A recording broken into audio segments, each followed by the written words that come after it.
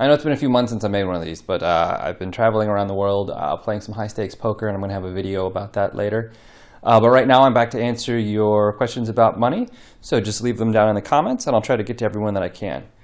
Now today's lesson is going to be a little bit different because apparently there's people who don't know that American $100 bills come in different colors. Now here's a stack of $100 bills. This top bill was designed in 1996.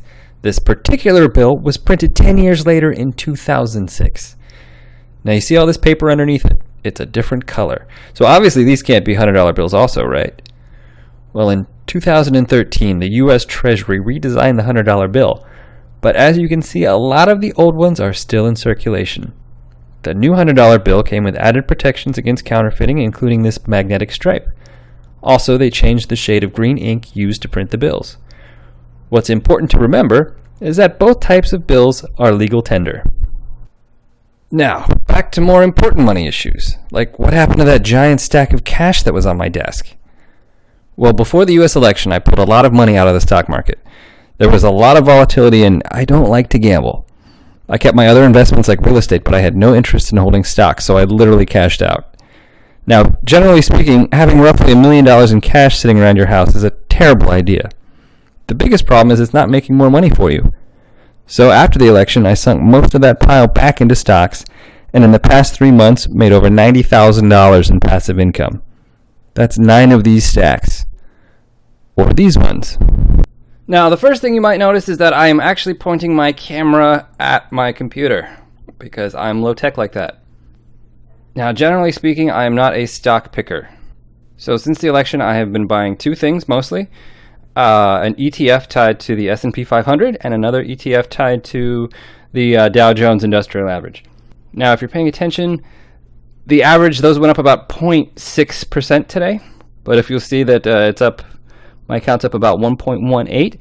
That's because I am using margin to essentially double any gains. Now, some people have been using leveraged ETFs. The point of those is to double and triple what an index like the S&P 500 is returning on a given day. I don't like them because you lose money on volatility over time.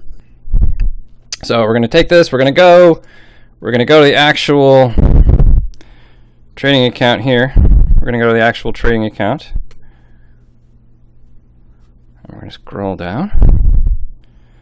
And you can see in the corner down here, when I actually paid, I don't know if you can focus, if it focuses very well, but about $800,000. But the total value of all the shares is about 1.5 million. That's with the extra margin I've been putting in. And you can see about $91,000 since the election in total gain. And about $9,483 just today. Now, I'm not smart enough, and few people actually are, to pick stocks, but I do believe the market as a whole still has a lot of room for gains even after the past 3 months, so I'm keeping my money where it is. Tax reform later this year will likely add between 10 and 15% to most companies' bottom line. A push for repatriation of overseas profits will lead to stock buybacks and acquisitions. Tax reform will also lower the incentive to hide or delay profits. Reduction in regulatory costs is also going to add to corporate profits. Now, if you've got questions about the stock market or making money in general, just ask in the comments section and I'll try to get to everybody. Cheers.